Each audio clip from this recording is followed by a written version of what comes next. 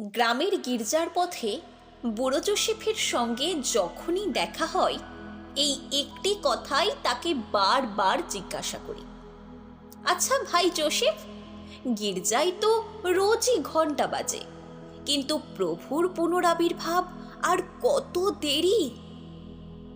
বাটালির মাথায় হাতুড়ি ঠুকতে ঠুকতে কাঠের টুকরো থেকে মুখ না তুলে রোজই একই উত্তর দেয় সে, সবুর করুন, বড় দিনটা আগে আসুক।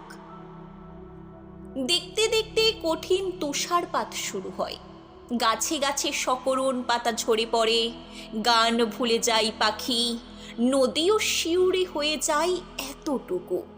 সারা দুনিয়ার ক্যাথিড্রালে ক্যাথিড্রালে প্রভুর শুভ আগমন বার্তা সূচিত হতে থাকে। অনেক অনেক ডিসেম্বরের মাইলস্টোন পেরিয়ে বয়স বাড়ে পৃথিবীর, বয়স বাড়ে আমার।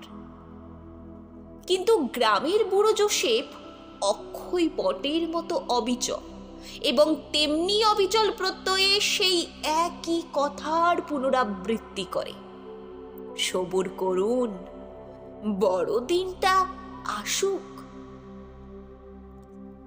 আজ আরেকটি বড়দিন।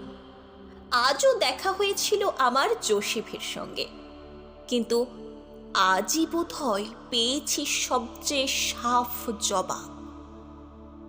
আজকেই কাঠের টুকরো থেকে মুখ তুলে যোসেফ প্রধানত রূঢ় স্বরে বলল, কেন বারবার একই কথা জিজ্ঞাসা করেন?